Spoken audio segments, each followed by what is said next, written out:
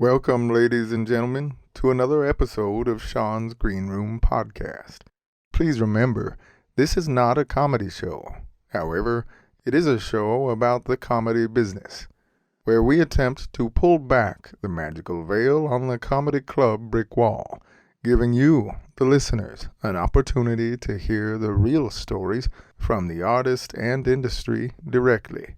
Today's special guest, this stand-up comedian, has been seen on Comedy Central, Comic View, and Netflix. Ladies and gents, Mr. Steve Treviño. Well, welcome to Sean's Green Room.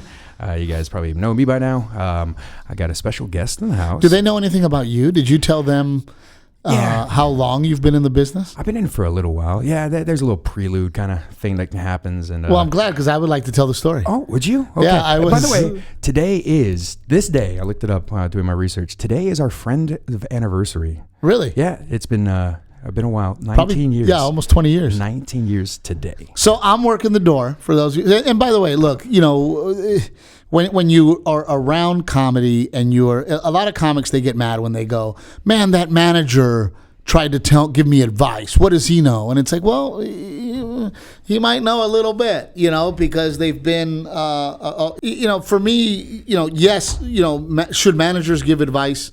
I would say 50-50, okay. Right? Because there are some managers like yourself who have been around stand-up comedy every day for 20 years, yeah. Right? So you've seen the things that work, the things that don't work. So I decided, I found out that, you know, if you work the door at a comedy club, that was usually the way in, right? So I moved to Dallas. My cousin calls me up, and you saw the post I put. Yes. My cousin calls me up. He goes, man, there's a comedy club minutes from my house, and I'm like, I'm on my way, dude. I got to go there, right? Because I didn't even know where a comedy club was. Right. That's how small town. And at this time, where were you? You were in... I was living in Corpus Christi, which was the big city to my little town of Gregory, Portland. Okay. And then I was like, I'm going. Like, I have to go, to this comedy club, right? I have to find it. Because I've always wanted to be a comedian. So I get there, I start working the door, and to my surprise, there was not a comedy scene. Right. There was Dave Little, who now I think is funnier now than I did then. Right. There was Dave Little. There was Chuck Kaysen, who I hear has passed. Yes, God rest his soul. Yes. And then there was a guy named Dean Lewis. Dean Lewis, yeah. And that was it. Yeah. I mean, there was really no open mic. There was nothing really going on. And I was kind of like, man, we got to start an open mic. And, you know, Dean at the time was like, hey, man, this is my town, right? You know, this is my home and this is my town and blah, blah, blah. And I was like, look, man, I just want to go on stage, right? So I started figuring out how to go on stage. But within, I don't know, 6 months of me working the door, in walks you. And it's a little scrawny, little blonde hair. I probably had like peach blonde hair or something. Yeah, but you were like, you know, you were really cool and personable, and you had this great attitude, and you were like, hey man, I want to work here. I work at the OG. Yeah, used to call it the OG. Olive Garden. Yeah, I work at the OG. Blah blah blah. And I was like, by the way, I was nobody. I was a door guy. But the GM at the time was like, Steve, we need people. Yeah. Just find them. Any idiot walks in here. Yeah, just hire them. Right? Lo and behold, I come strolling in with a pen and a paper. I think we were both like 19. Yeah, we're 19 or 20. Yeah. And I'm like, hey, dude, you know, you're hired. And then you were like, man, I've got this whole crew of friends that work at the OG that would love to come over here. Yeah. Well, the thing is, there was this stigma to the improv that it was like you had to be a hot chick to work there. So I didn't even want to take the job. Like I was like, I'm not even going to go upstairs and fill out the application. Right. But my buddy Wen, he was like, yeah, dude, we both like literally walked out of the OG one day. We're like, get out with like who's coming with me? And Wen stands up. And what you don't know is so before you got there, for like 3 months, there was this guy who was the manager, and he was so douchey. Okay. All right, and he would wear like these silk shirts and silk pants, and he drove a Corvette. Right. And he hung out at strip clubs constantly. Sounds like a manager at a comedy club. Right. But it sounds like a manager at a strip club. The staple, what you would expect. But that's how he was. Right. He was like, no, hot chicks, dude. Got to have hot chicks, you know. And from my experience from waiting tables, I was like, no, dude, you need people that hustle. Right. right? If anything, you need people that want to be here, right? 5s and 6s. Those are solid wait staff. So when you walked in the door, I was like, all right, so we're going to hire Sean. And then, in those days, we were young and we were partying and having a good time. And over the years, I went on to go to Los Angeles and pursue my career. And then before you knew it, I came back. Well, I remember at one point, and I hope I'm not bringing up anything that anybody doesn't know, but I remember you had a baby. Yeah. And I was like, holy crap, Sean had a baby? Yeah. And they're like, yeah. And I'm like, well, we got to send this guy some diapers. Yeah. Because we were kids. Yeah. I couldn't afford diapers. So we hooked you up with some diapers. And drinking habits. But then I came back, and all of a sudden you're the manager and you're running the club, and the comedy scene started to grow in Dallas because of things that me and you were trying to do anyway. Yeah. To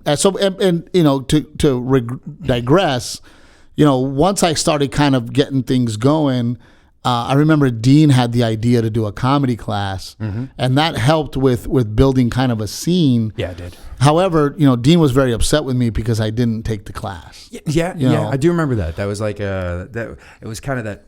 You had to go through Dean at that point to really be accepted into his group. The group. Good news for that. That's passed since, but I don't think that there needs to be a comedy class, and I felt that then, and I feel that now because I don't think anybody can be taught to be funny. However, I do think that there needs to be. And after talking to you, this is what kind of this podcast is. There definitely needs to be an ethic conversation, right? How you act, how you behave, simple things that can be taught, like grab the microphone, move the mic stand out of the way, right? Simple stuff like that. But to actually teach somebody to be funny is almost impossible because either you're funny and talented or you're not. Yeah, I think the benefit for the comedy class, granted, probably 70% of the comedians, quote unquote, I put way comedian quotes, they're never going to be comedians. They never come back, right? But those people who are funny, but they just don't know how to get in, get in the scene. A, B is understand how to really decipher down to a point of view. I think that the fundamentals. I understand that, but it probably could be like a one-day class. It probably but it took me 15 years. Before I found a point of view. Yeah, that's probably because you didn't take Dean's class. Yeah, if I would have taken Dean's class, I would have been. This is just commercial. We just made it. But it takes a long time for you to develop something that's worth grabbing onto, right? Yeah. And your voice. I mean, for me, I was always funny. I was always able to walk on stage and be good. Yeah, you're an excellent entertainer from the Jump Street. I mean, I remember when I first met you. I thought you were the manager because you got me hired. So payday came. I was like, "Hey man, where's my check?" You're like, "I don't know. I'm the door guy, man. Relax." But then when you got up, I was like, "Oh, this guy's like a pro. He's doing all this stuff." Right. Since the day we met until now, I mean, dude, you've got some credits. Some very, very impressive. I mean, envious to a lot of comedians. I mean, Netflix. Right.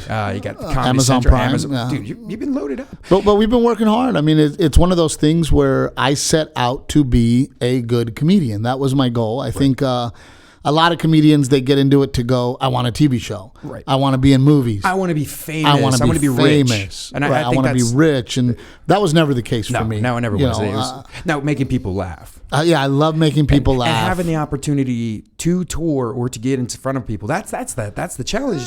Because then you can make more people laugh. I just remember guys coming through that would actually sell the room out. And I would go, I want that. Right? I want to be able to sell the room out, not because I want to be rich, because there's more people to make laugh, and I can pay my rent. Yeah, God, that'd be great. So that was my goal, and it's always been my goal. It's still my goal today. But not. Don't get me wrong. It's now that I have a child, now that I'm married, and before when I was just married, well, we could travel together, or it wasn't that big of a deal, but. Now that I have a child, the touring is getting to be quite strenuous, right? Well, I mean, that's the you signed up for it. And you knew this, and that's the price you pay. That is, it's the price you pay. There's a sacrifice. So. I mean, one of the good things for your wife, she's very supportive. My wife's awesome. Yeah. You probably wouldn't have even met her if you hadn't been in the comedy business. Just to give people an idea, Thursday of last week, Thursday, Friday, Saturday, I was in Boston. Okay. I woke up at 3:00 in the morning in Boston to get to my son in New Braunfels, Texas for his birthday party Sunday. Aww. I had Monday, and which, by the way, any dad in here, as you are, knows that because your son's having a birthday party doesn't mean you're having a birthday party. Oh, no. It means work. you're working your It is a ass job. off, right? So Sunday I did that. Monday, I had a day off. And then Tuesday, I drove up to Dallas. And then, Monday night. Right. I was going to say, you're in town. Yeah, Monday night, I drove into Dallas. Tuesday, I woke up at 3:30 in the morning to fly to Nova Scotia to do a corporate event on Tuesday. Wednesday, I flew back last night. I got home at 9 o'clock. Right. I turned around and woke up at 6:30 in the morning to do press. Yep. And then I had a few hours today. And then now I'm here. And then we're doing a show tonight. And it's shows and it's sold nonstop. out shows all weekend. And then you're off probably for like what, a day next week? Monday, Tuesday, and half of Wednesday, and then I'm off to West Palm Beach. Yeah. But my family's with me this week, and they're going to be with me next week, so that makes up for it. That positive. Makes, so and my son gets to travel, my wife gets to travel, and there's not many families that get to travel together. So there's a price to pay. I mean, I'll tell this story. And you were talking about, hey Steve, let's tell this story or that story, and it made me think of driving down to Austin, Texas to open for Dave Attell, which, by the way, I'm working with Dave here, right? And then I tell Dave, I said, I want to be your opening act. And he's like, great, come to Austin next week. Right. So I show up, and the next week is Austin. And these young comedians, which I was, they weren't on the show. They came up to Dave, and they said, Dave, any advice? And Dave goes, quit. Just quit. He goes, get a job. You'll be happy. Sleep in your own bed every night. White picket fence. Quit. He's like, none of you are probably that funny anyway. Right? It's probably true. So they walked off, and I'm like, holy crap, dude. Like, he's jaded. Man, he let him have it. And I go, Dave, why would you tell him that? And he goes, because this business is so hard, if I tell them not to do it and they continue to do it, they want to be here. Right. No, that's smart. And neither one of them are around today. No, of course. No, but you know what I mean? But they wouldn't have either way. Right. And it probably saved them, 6 months or a year of their life. Show some, several years. Now they're processing some insurance papers, fixing a printer. Dave Attell told me to quit. Yeah, that was my career. I did 4 hours. I mean, it's, but I definitely think that there definitely needs to be somebody. And the problem, too, in this business is comics act like they're tough, and they are brave to be able to walk on stage, but they're very fragile and they're very weak. And this as a manager, that you can't tell them anything without hurting their feelings. Or they get mad, or they go, Sean's a dick. Right. And, I'm not going to the Improv. Fuck Sean. You know what I mean? And it's I'm going to boycott them. Right. And it's like, why? Because I told you that you needed to be cleaner, or I told you that punchline's not yours, or, whatever. It's the end of the world for them. Yeah. No, it is. It's interesting how comedians are so. And I think the funniest comedians in the business have like a history of like problems. I mean, of course, for you to be able to dig into these things, we're screwed up individuals already. There's some elements that you guys have dealt with life in a different way than someone who's not. I always tell people the more tragedy, the more talented. I totally agree. There's a reason that Michael Jackson was as talented as he was, because somebody put their finger in his butt when he was a little kid. You know what? And that's probably where he learned how to moonwalk. I don't know. It's probably some documentary. Right. Okay, so obviously the show, Sean's Green Room. Okay, green rooms. Okay, first of all, where do you think the name Green Room comes from? What is your guess? I was told a story about that. That's where performers go and they turn green. Okay. Because they're so nervous about walking on stage, so they go, "Hey, go to the green room if you're gonna." Hurl, right? Yeah, makes sense. That's what I heard, right? Hey, and then after a while, people started painting the green room green. Yeah, do you remember that green that Christella painted our green room? That lime green. Well, no, but at one point, there really was no green room. No. It was like, hey, hang out in the office. Yeah, right? yeah. Hey, don't mind me. I'm just over here doing some paperwork. Right. Yeah. But okay, so green room. Have you ever been in a green room and seen some funnies or seen some sadness? Oh, I've seen it all, man. I mean, from, well, first of all, like, to all these young comics, like, I don't know who was in the show last night, but I was able to get to the Improv before the show ended. And it was just like, one of the things too, it's like if you are an open mic comic, and that means that you are doing open mics on a regular, right? That makes you an open mic comic. Right. I walk in there and dude, they're lounging in the green room like they own the place. Man. You know, and then you walk outside and then there's some comics watching the other comics and it's like, who are you? Yeah.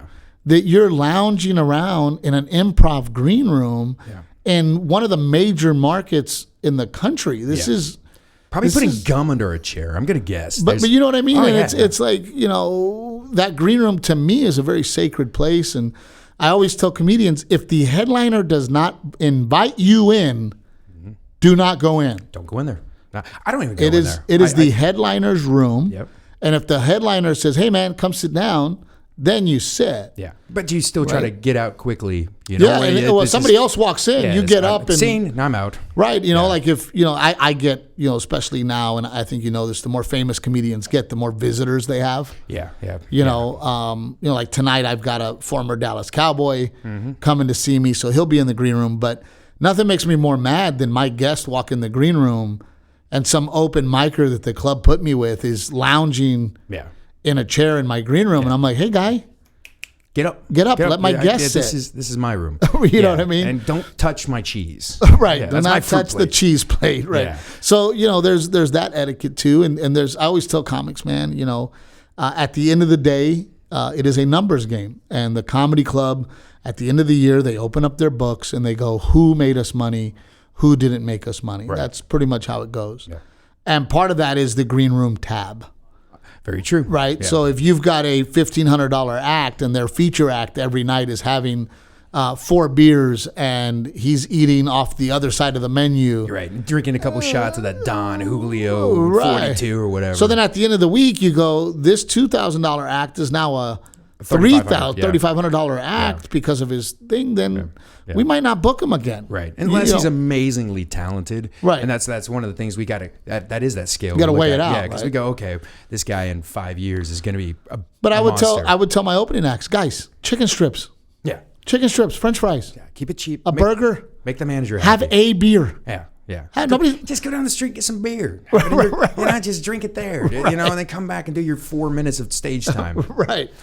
Your early years of doing stand-up, you know, you didn't know any of these things, you know, and there was a lot of things that you did early on that rubbed some people wrong, you know, and now you're like one of the most lovable people in the biz. Yeah, but that first little run, you know, as a friend, you and I shaved your back. Come on, I mean, I'm a buddy, okay?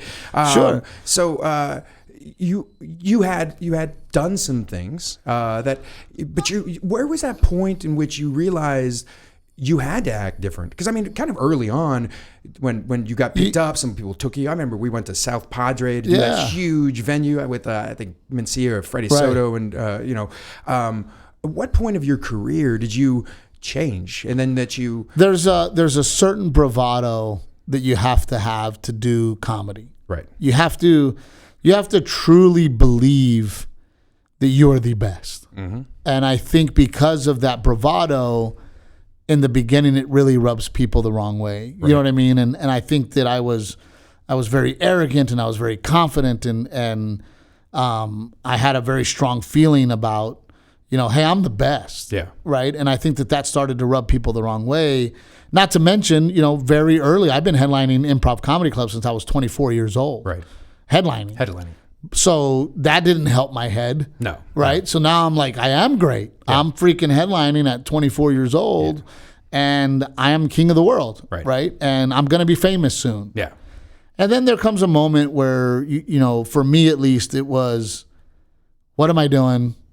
I'm not that good. I need to get better. I can see why I'm not famous. And then you have to rebuild yourself completely and you go back to, you know, being appreciative, being humble, a realization that, oh crap, like I am a lucky guy, right? Like I shouldn't even be here, but I am. Yeah. You know, I'm happy that I have this opportunity instead of I deserve this. Right. And you know, there's that moment where it has to switch. You know, but I've also been one of those people that I've never needed anybody. No. You know what I mean? I've never needed help. I've never asked for help. I've never been the type that, you know, I needed advances on my checks because I worked my ass off. Yeah. I've been on my own since I was 18 years old. Yeah. Never needed $1. So I think the combination of all of that, and also I'm very honest. I'm very upfront. You know that. Yeah. You know, when me and you were friends, I was a straight shooter then. Mm-hmm. I'm a straight shooter now. Mm-hmm. I never put up with any bullshit, and I think that rubs people the wrong way. But I think my arrogance, my attitude, and for all you young comics that are listening, you somehow have to have that. It's a very complicated thing. You have to have the confidence and the arrogance to think that you are the absolute best. Right. But you also have to be humble enough and appreciative enough that people actually want to help you. Right. Right. Because, I mean, we can help. People can help. Right. You never know where that help can come. And I got away with talent and hard work. Yeah. Nobody helped me. No. Nobody wanted to help me. Right. But comedy clubs would go, fuck, man, Steve comes in here. He kills. Yep. He makes us money. You know, he's a $2,000 act, but he's the best to, which is something I use with open mic comics now. I go, dude, you're the best of all the shitty comics. Yeah, dude, feel really good about that. Right. But that's a really good thing to say, where it's like, you are the best of the open micers. Yeah. And that's what I'm saying. And that's what I look for. Right. When I go to these open mics or I do these shows and I put people, I am looking for the best open micer. But at the end of the day, you're competing against me and Sebastian Maniscalco and Chris Rock and Dave Attell and Dave Chappell and the best of the best, Seinfeld. That's who you're really competing with. Right. But right now, you're the best of the shitty comics. Right. And you should. And that's good. No, you should. And right. But keep in mind, there's steps. You're not even close, dude. Yeah. You know what I mean? So look, I've been fortunate. I've made a living doing stand-up comedy now for almost 20 years. Right. And I've never had another job. Nope. But I would also say that arrogance and that attitude kept me alive mentally. Okay. I had to continue to go because I would have quit. Do you think that the stage doing comedy, do you think that's a drug? That's 100% a drug. Yeah, I think it is. I think you guys are addicts. Well, my wife, if I'm off for more than a week, she's like, you need to get on stage. You're being an asshole. Yeah, you need to go be famous. It's a drug. I need it, and it's something that no matter how tired I am or how bummed out I am or how sick I am or my back's in pain because I have a bad back, when I walk on that stage, all of it goes away and I'm where I'm supposed to be. Right. It's like, Tuesday night, I have to fly to Nova Scotia. I'm fucking miserable. But I keep telling myself, oh my God, they're paying me a stupid amount of money to be here. Right. I can't not do it. Right. I don't want to be here. Right. I'm in fucking Nova Scotia. Yep. Right. I'm in some shitty hotel. Mm-hmm. Again, it's my son's birthday. Yeah. Right. Actual birthday. Yeah. And I'm fucking here. Yeah. And then I walk on stage. And it all goes away. Yep. And I'm like, God, you got these little eyes looking at you. I didn't say this. Hungry. Yep. But comics, have said before, they don't pay me to perform. They pay me to travel. Show up. Yeah. That's what they pay me for. Yeah. And I don't want to do radio with Jeff. No offense to Jeff. No offense to you. But I don't want to do radio. But you might get another fan that might show up to a show. It helps me sell tickets. It helps me continue to be a comedian. Right. So I do it. And I think some comics have bad attitudes when they show up at the radio. Right. And they don't realize that, hey, some of us need that radio. Right. And don't ruin it for the next guy. That's part of it. It's funny. And they don't have to have us on. Yeah, no, they don't. They don't have it. Right. It was one of the stations was talking about how you are their favorite person to interview because you just come in with such a positive, fun. Yeah, I come in ready to go, and I handle it, and I make sure that it was funny because me and Mike Epps were performing in the same town, so we both had radio interviews, and we ended up showing up at the radio interview together, and then they go, hey, do you mind if Mike Epps goes first, then you go second? I go, yeah, I don't, whatever, I don't care. And then Mike Epps goes, man, let this nigga go up with me. Yeah. Right? Let's go together. Yeah. God, that would be a great show. It was great. Well, I ended up annihilating. Oh. Right? Yeah. And the DJ was like, man, Mike Epps, this guy's doing, he's You're showing not selling you any more tickets. Right. Actually, people are calling you to get refunds. And then I told him, I go, look, Mike Epps is Mike Epps. Yeah. He doesn't have to be funny on the radio. No. They just want to hear that he's in town. Yep. He's going to sell out. Yeah. I'm Steve Treviño. If I'm not funny on this radio right now, I'm selling 0 tickets. No, very true. And then Mike Epps was like, see, this nigga gets it. Yeah. You know what I mean? Yep. So, that's the difference, right? I remember a big deal for me is Chris Rock. Right. I was working the door, taking comics to the radio. Chris Rock is playing our club. He's doing like a Friday night or something and a late show or something. And I get to pick him up for radio.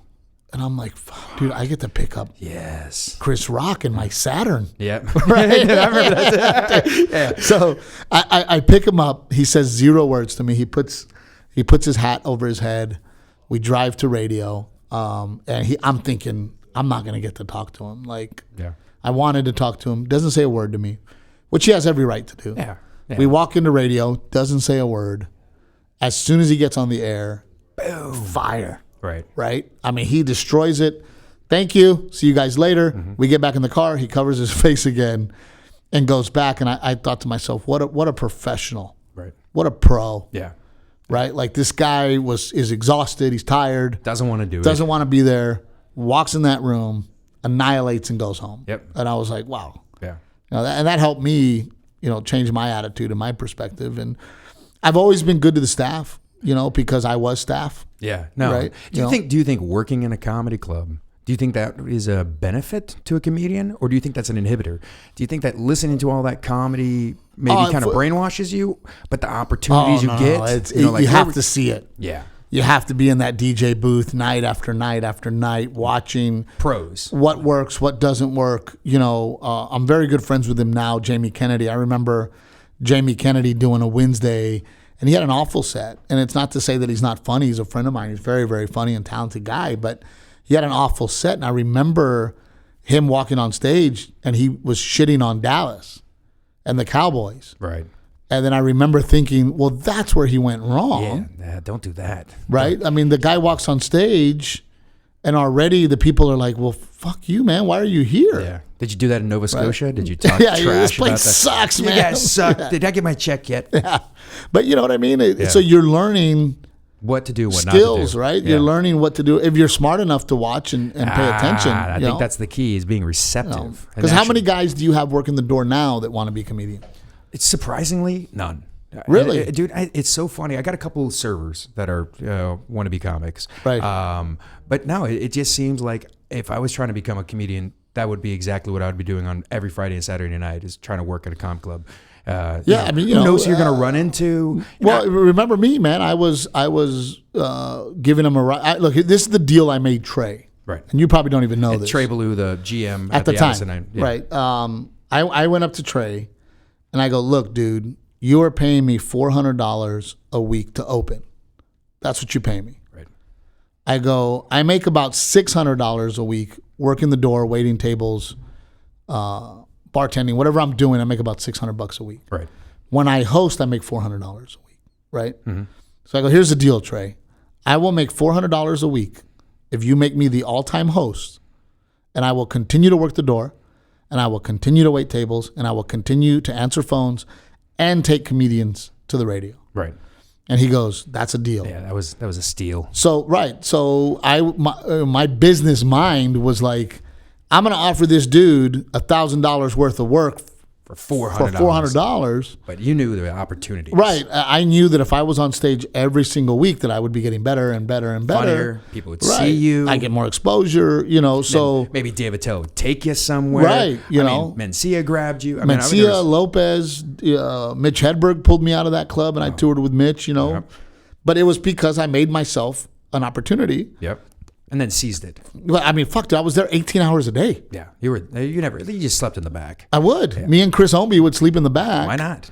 Right. I would pick up the comics for radio, take them to radio, and then Trey expected me to answer phones by 10 a.m. Mm-hmm. So then I just went straight to the club. Right. I would turn the fryers on, make myself lunch. Of course. Right. You get hungry. And then by that time it was time to suit up for working the door. Mm-hmm. Then I would work the door. And then I would jump on stage for $400. So I was working, sometimes 17, 18 hours a day to get the stage time. So that's another note for the young comics. Like, are you willing to pay? Are you willing to sacrifice? Right. Are you willing the question to becomes, sacrifice? what do you want to sacrifice? I mean, there was that time period where I was trying to be a comic. And that's when my girl got pregnant. I had the eldest child. And I realized I wasn't going to commit to that, because... I had to Look, make that. man. I wasn't going to sacrifice everything. for something that I didn't have. But I tell people all the time, you know, and other like comics too. It's like not everybody is designed to be a headlining comedian in this business. Agreed. Not all of us are going to have TV shows. Not all of us are going to have movies. Right. Not all of us are going to be touring comics, right? Some of us are going to become managers, agents, GMs of comedy clubs. Writers. Writers. I mean, there's if you love the business enough, you'll be in it. Yeah. You know, and I would venture to say that you make a good living, and you get to be around comedy constantly, and you get to be around talented people. Friends. You know, friends. I mean, right? after years of hanging out with these guys, I mean, most of them I consider friends. Right, because you know, they see you every year. Yeah, every year they come. I'm the only guy that they hang out with. Yeah, you take care of them. You take them to go eat, right? They hang out. They expect to rub elbows with you, and you know, and that for me too. I mean, when I go to a club and I go, like, I'm not worried about it. Sean will take care of it. Right. You know, and here's a little surprise for you, but it was funny because I put my Marriott card on the room reservation. Oh, yeah. And she goes, well, Sean already has his. And I go, well, fuck Sean. He'll get over it. And she goes, I don't know. And I go, fuck Sean. He'll get over it. I want the points this week. I'll let you slide with that. I still got the extra room, right? Okay, good. But you know what I mean? Where it was like, I know my boy Sean. Yeah. Is not going to give me a hard time because I want the freaking points. You need the points. You know, I mean, you know, we got points racking up, and it's for when comics come to town that we are not budgeted for. Right. I can go, okay, use the points. Use the points. I mean, it's something we're going to spend. But you know, but like I said, you're my homie, and I would not do that to another manager that wasn't my friend. You know, because he would call me up, and then I'd be like, "Look, dude, you know, you don't want to look like an ass." But if you called me up and said, "Treviño, what the hell?" and I'd be like, "Well, fuck you, Sean. Get over it, dude." And you'd be like, "All right, Steve, fuck you too, man." You know what I mean? We're brothers. Cool. You know what I mean? So we got to go to work. Yeah. But it's So before we bounce out of here, okay, one of the pieces, obviously, is there was a moment when you went up and did stand up. Now, maybe not the first night, or the first week or first month or even maybe the first year. But there was a moment where you had a joke where they laughed, or a joke where you go, I am a comedian. I just thought of this. This is my thing. I just made people laugh. Do you remember that joke? What was that moment? It's really interesting because my dad is my hero, and I'm very lucky to have a very strong father who, you know, taught me to have morals and work hard and all that. But which, by the way, in this business, working hard and being the best means fucking nothing. Right.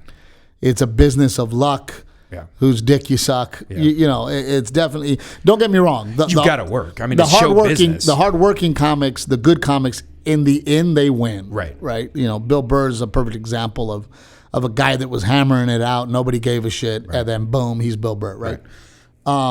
But my dad, when I was a kid, I was probably 4 years old. And my dad said, when they ask you your name, what's your name? You reply, my name is Esteban Treviño con muchos huevos, right? Wow. I didn't know what con muchos huevos meant. Yeah, I do. But I would say it and it would get a huge laugh. And I fucking loved it, right? And it means, you know, Steve Treviño with lots of balls, right, in Spanish. But huevos in Spanish is eggs, but it also means balls, right?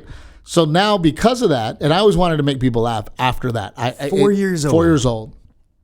So now my company, and you will be writing a check to with lots of eggs. Yeah.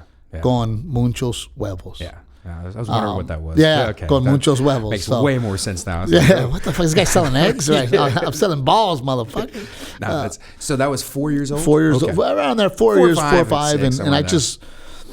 You know, then my parents got divorced and I went through a bunch of shit and I was an angry kid that liked to fight and make people laugh. Right. And at some point the fighting hurt, and the fighting hurt myself, the person I was fighting, my parents, time in jail, and the laughter was better. Yeah.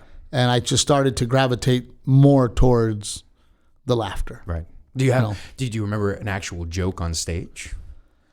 No. Do you remember any of your early material? Oh, yeah. Is it all trash now, comparably? Here's what's crazy, and I will not name any names, but I wrote a joke, and I would do it at the Addison Improv when I was an opener. And it was one of my favorite jokes. It was one of the first jokes I wrote, and the joke was that my dad would drive me around the nice neighborhoods, and he would go, look, mijo, work hard, stay dedicated. One of these days you can cut a yard like that. Right? I remember that joke. Yeah, that was good. I'm embarrassed of that joke because I hate as a Mexican American, I hate playing that stereotype. Right. Like, it bothers me. However, somebody stole that joke and got a TV show because of that joke. Ugh. And it was one of those things where I'm like, I have evolved so far from that joke, and I can't get a TV show. Right. But that stupid Mexican joke helps somebody get a TV show. Yep. Something's wrong with his business. Yeah. But yeah, that's one of those jokes that I always remember that would get a huge laugh. Right, and I would set it up real nice. You closed with this at the early parts, I think. Back in the day, back in the day. But you grow, you learn, you get a little stronger with what you want to put out there. My goal is to put out a positive image of the Mexican American family, as opposed to the stereotype. The stuff that I see, it is very much family. Yeah, it's very much real and honest and true. Right, and I think Dallas is producing some Mexican American comics that are just comics. They're not stereotypical. I think. Well, I don't even do shows like we used to do the theme shows. Yeah, I don't do theme shows. I mean, look, Nick Guerra's from here. He's great, and I don't think he plays the stereotype. Dustin Ibarra is a great comic who's doing very successful. He's doing a lot of really cool stuff. I got this new guy, Ralph Barbosa. I saw him yesterday. Yeah, he went on stage. Funny kid, man. Just he looks 12. I know, little dirty mustache, right? That's one thing I really love about the comedy scene, and obviously you knew the crew that came out. Is there's plenty of places to go up, and there's a lot of support. Right. And I really like Linda Stogner's here, and she's got her thing going on, and Paul Varghese, who's a freaking talented guy. I just had him in the last podcast. Yeah, the dude is so smart. Paul also made a decision in his career that he was not going to chase the star in L.A., that he was going to do comedy here and make a living here. And I think he's doing it. He's doing it. And he's a really talented, funny comic from Dallas. But I think there's a place for everybody. And I think that if you come in this business thinking, I'm going to be rich, I'm going to be a star, then you're not in the business for the right things. You kind of have to be liquid. You kind of have to move where the opportunities come. Man, I'll be honest with you. You know how much you're going to pay me this week, and it is mind-boggling to me. It is truly mind-boggling when I get checks from comedy clubs and I just go, how did this happen? Yeah, and it was overnight. I mean, it was. You're allowed to look at the other side of the menu now. You know that? Chicken strips isn't the necessity. But you know what I mean? Where you go, here I struggled for 15 years, and I shouldn't say struggle because I was headlining comedy clubs. I was making, $1,500 a week, $2,000 a week, which is a living. Right. And then all of a sudden one day I woke up and it was stupid amount of money, and it's like, okay, what now? But whoever's behind your marketing. I don't know if it's just you or you guys do an excellent job. Yeah, and we hustle, and it's me and my wife, and it's another thing too to realize that I'm not a movie star, I'm not a TV star. Right. If I can't get people to watch my special, they're not going to come out. I had a friend that they posted one of your videos, and they were talking about, oh my God, this guy's so funny, and I'm just looking like, I know him. I shaved his back. Man, how many times? I am rich enough now that I'm getting laser hair removal on the back. So that was one of the questions I did have was, have you gone pro on this? Or are we still sticking with amateur? Are you getting the MC? I got the they're doing the laser. I'm on treatment number 3. So that time when I was shaving, I'm like, is this Jesus? Is this Jesus what the hell happened back here? This is God. Go swim at your pool and party and hang out. It was a good time. Good time. Well, hey, Steven, it's always a pleasure. It's a pleasure, man. I can't wait for the weekend. We're homies when you call me Steven. Nobody calls me Steven. I get away with that. That's like my mom. Yeah. Well, hey, man, pleasure. Until next time. Me. Okay.